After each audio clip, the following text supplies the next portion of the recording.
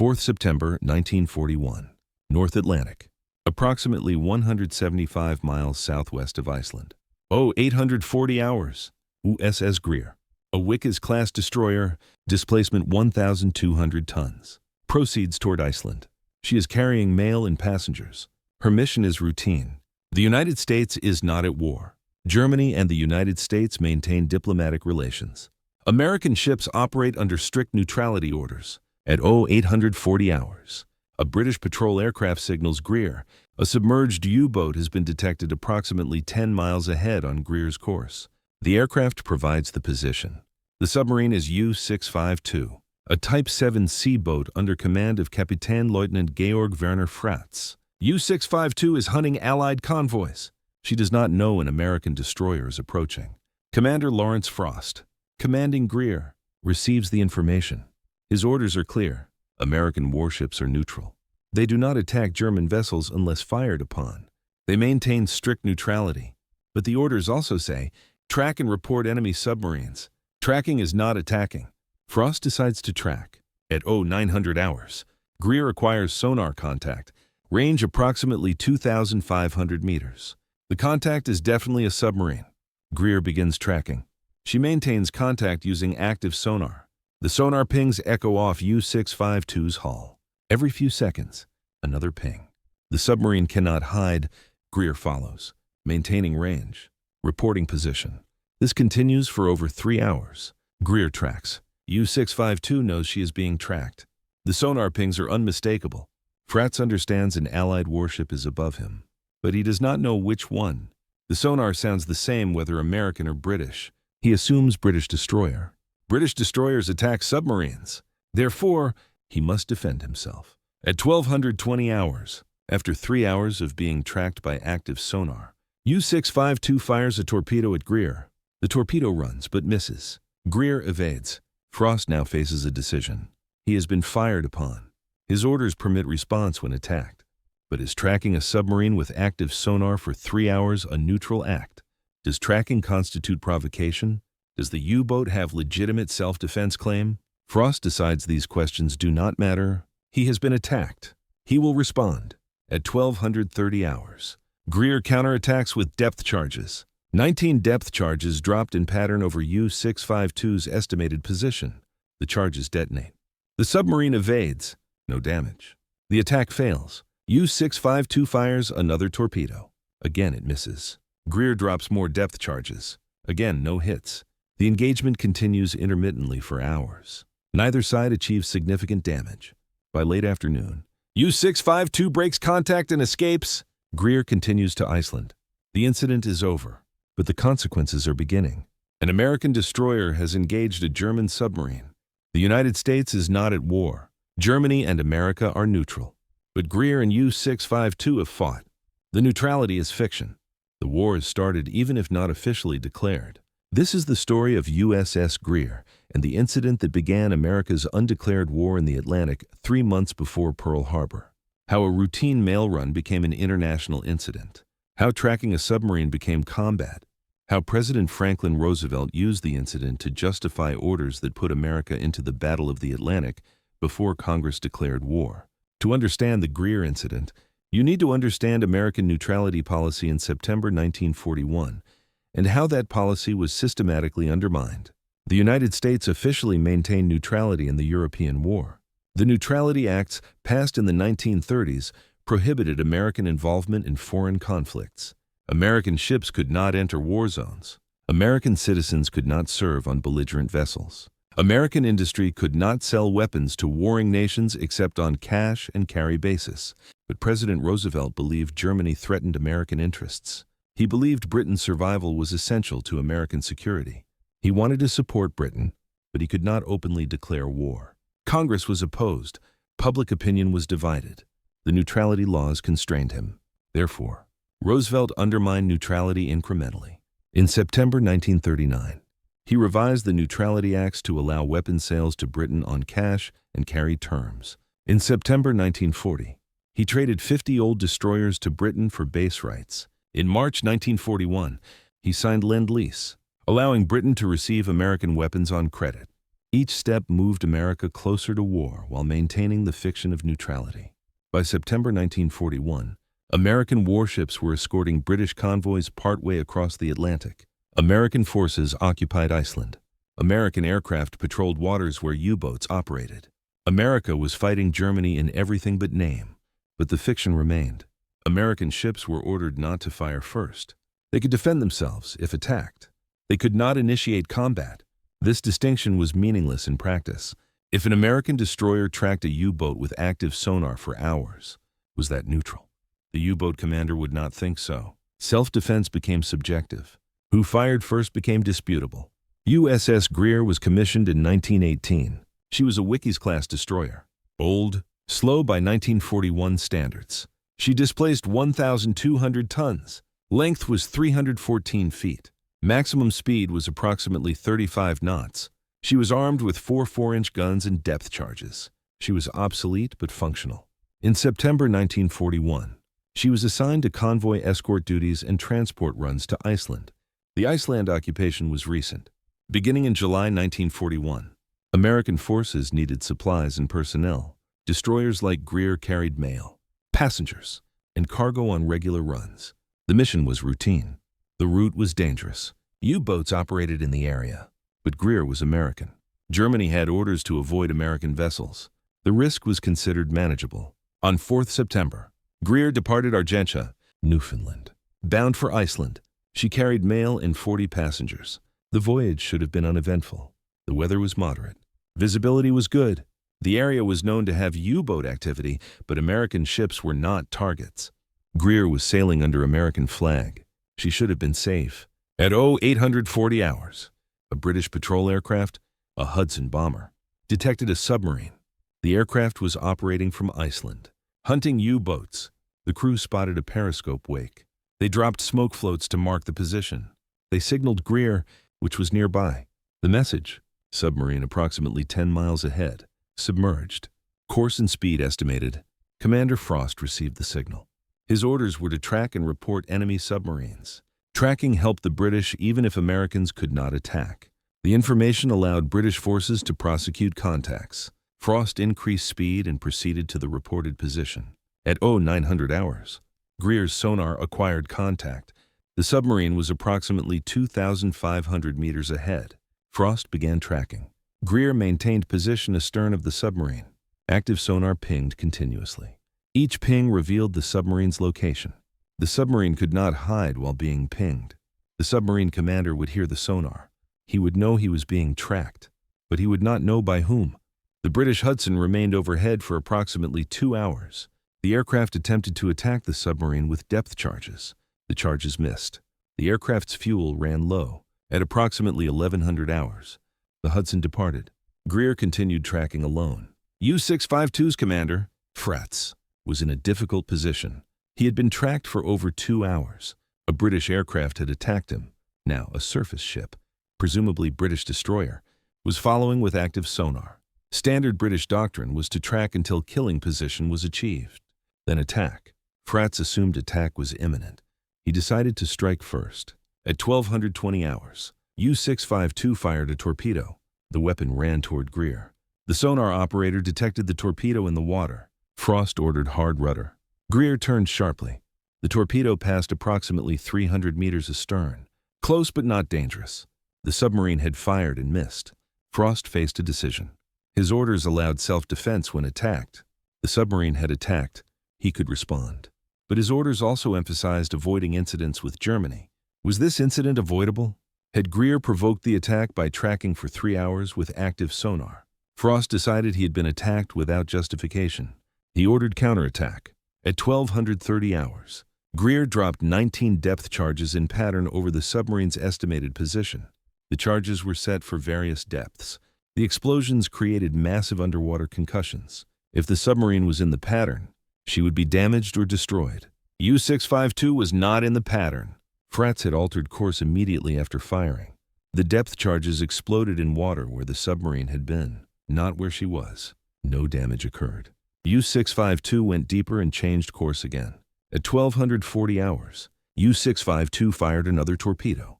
Again, Greer evaded. Again, Frost responded with depth charges. Again, the submarine escaped damage. The engagement continued intermittently. Sonar contact was lost and regained multiple times. Additional depth charges were dropped. No hits were achieved by either side. By 1600 hours, contact was lost completely. U-652 had escaped. Greer searched for another hour but found nothing. Frost discontinued the search and resumed course to Iceland. The engagement was over. Neither ship was damaged. No casualties occurred, but the political consequences were just beginning. Greer arrived in Iceland on 5 September. Frost filed his action report. The report described tracking the submarine, being attacked, and responding in self-defense. The report was forwarded to Washington. It reached the Navy Department on 6 September. It reached President Roosevelt on 7 September. Roosevelt saw opportunity. He had been looking for an incident to justify stronger action against Germany. The Greer Incident provided that incident. An American destroyer, peacefully sailing to Iceland, had been attacked without provocation by a German submarine. The attack was unprovoked aggression. America must respond. The actual facts were more complicated. Greer had tracked U-652 for over 3 hours with active sonar. The British aircraft accompanying Greer had attacked the submarine. The submarine commander had reason to believe he was being hunted by British forces. His torpedo attack could be interpreted as self-defense. Roosevelt ignored these complications.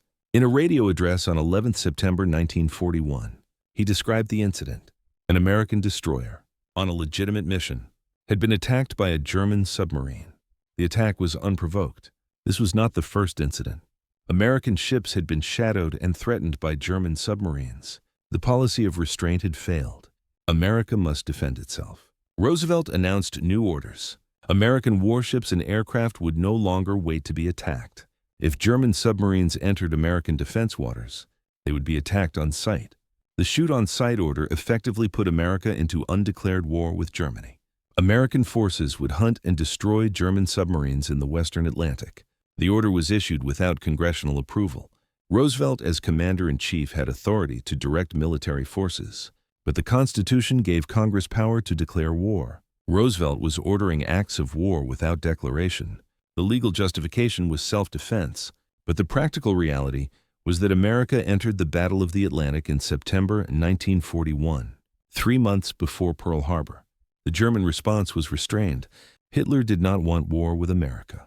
Germany was fighting the Soviet Union. Adding America as enemy was strategically undesirable. Hitler ordered U-boats to avoid American vessels. The order was mostly followed. Incidents decreased, but the tension remained. U-652 survived the encounter with Greer. Fratz continued operations. He was careful to avoid American ships. On 2 October 1941, less than a month after the Greer incident, U-652 was sunk by British destroyer HMS Veteran west of Ireland. Fratz and all his crew were lost. The submarine that fired at Greer died to British depth charges. The irony was complete. USS Greer continued operating in the Atlantic. She escorted convoys, conducted patrols, transported cargo. She survived multiple U-boat encounters. She was never seriously damaged.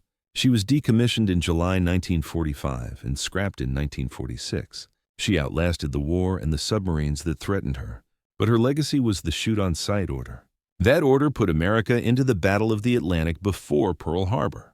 When Japan attacked on 7 December 1941, and Germany declared war on 11 December, America was already fighting Germany in the Atlantic. The formal declaration simply recognized reality. The historical debate about the Greer incident focuses on provocation. Did Greer provoke U-652's attack by tracking with active sonar for 3 hours? Or was the submarine's torpedo attack unprovoked aggression against a neutral ship? The answer depends on interpretation of neutrality. If tracking with active sonar is a neutral act, then the torpedo attack was unprovoked. If tracking is an act of war, then the torpedo attack was self-defense. Frost believed tracking was permitted by his orders. Fratz believed tracking indicated hostile intent. Both interpretations were reasonable given the circumstances. The problem was that neutrality in September 1941 was ambiguous. American ships were escorting British convoys, sharing intelligence, occupying Iceland, patrolling waters where U-boats operated. These acts were not neutral in any meaningful sense, but they were not formally acts of war. The Greer incident exposed the contradiction. When an American destroyer tracked a German submarine for hours, Was that war or neutrality? When the submarine fired in self-defense, was that aggression or legitimate response? The incident forced these questions into open. Roosevelt's answer was clear. German submarines in American waters would be attacked. Neutrality was over. Congress accepted this without formal vote. The shoot-on-sight order was implemented as military directive. No declaration of war was required. American forces simply began attacking German submarines. The legal fiction was self-defense. The practical reality was undeclared war. Public opinion was divided. Isolationists argued Roosevelt was dragging America into European war without congressional approval. Interventionists argued Germany had attacked American ships and America must respond. The debate was fierce but brief. Pearl Harbor 3 months later ended it. When Japan attacked and Germany declared war, the debate became irrelevant. But in September 1941, the Greer Incident mattered enormously. It provided justification for American entry into the Battle of the Atlantic. It allowed Roosevelt to order aggressive action against U-boats. It put American forces into combat 3 months before formal war declaration. The strategic impact was significant. American convoy escorts and air patrols weakened German submarine operations. American shipyards produced escort vessels and cargo ships. American industry provided weapons and supplies. All of this began in earnest after September 1941. The shoot-on-sight order accelerated American involvement. For USS Greer and Commander Frost, the incident was professionally significant but not personally dangerous. Frost followed his orders. He tracked a submarine as instructed. He responded when attacked. He filed accurate report. His actions were correct given his orders and the situation. He received no special recognition. The incident was classified as routine engagement. But routine engagement changed policy. Frost's decision to track U-652 for 3 hours created the circumstances Roosevelt needed. The submarine's torpedo attack provided the justification. The combination allowed Roosevelt to issue shoot-on-sight orders. Whether Frost understood this larger context is unclear. He was following orders and doing his duty. The political consequences were beyond his control. The crew of USS Greer experienced combat 3 months before America was formally at war. They were depth-charged by a submarine they had tracked. They counterattacked with depth charges. They engaged in combat while officially neutral. This experience was shared by thousands of American sailors in the Atlantic before Pearl Harbor. They fought an undeclared war that became official in December. The memory of the Greer incident faded quickly. Pearl Harbor overshadowed it. The formal declaration of war made the shoot-on-sight order seem less significant. But in September 1941, the incident was major news. The possibility of war with Germany hung on the president's response. Roosevelt chose escalation. America entered the Battle of the Atlantic. USS Greer was the ship that started it. Not because Frost wanted war, but because circumstances and presidential policy made the incident into justification. A routine mail run became international incident. Tracking a submarine became provocation. A torpedo attack became aggression requiring response. And neutrality became shoot-on-sight.